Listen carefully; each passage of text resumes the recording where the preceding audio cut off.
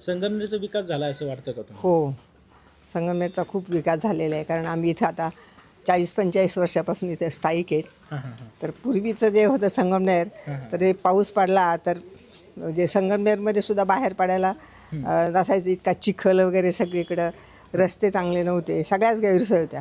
आज लोकांना कुठला तसा त्रास काहीच नाही, पाण्याचा नाही, रस्ते सगळे स्वच्छ, विशेषतः स्वच्छतेला खूप महत्त्व दिलं दुर्गाताईंनी आणि त्यामुळं संपूर्ण शहर हे कायम आपलं स्वच्छ असतं.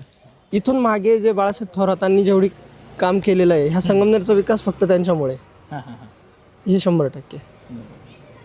आता सध्या आता जी परिस्थिती संगमनेरची, जेवढे बदल झालेला आहे, बरोबर. हां आर्थिक प्रगती असो, सांस्कृतिक असो हां हां किंवा पूर्ण संगमनेरचा विकास असो, विकास आराखडा जो त्यांनी आखलेला आहे, आज संगमनेर त्याच्यावरच डेव्हलप झालेलं आहे. विकास झालेला आहे आत्तापर्यंतच्या वर्षामध्ये. कचऱ्याचे असो किंवा सांडपाण्याचा असो किंवा गाडी वेळेवर येते, पाणी वेळेवर येतं, सगळे कामं त्यांनी खूप चांगल्या पद्धतीने केलेली आहेत.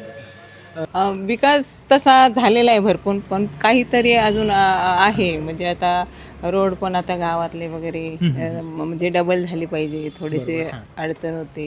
अच्छा. आणि संगमनेरात पाणी, घंटागाडी असेल किंवा वीज, स्ट्रीट लाईट असतील, ह्या सगळ्या समस्या मिटलेल्या आहेत केव्हाच. बरोबर. हां जेव्हा बाळासाहेब थोरातांनी निळवंड्याचं पाणी आणलं, त्यानंतर ह्या सगळ्या गरजा, पाण्याचा प्रश्न असेल, सुटलेला आहे तेव्हाच.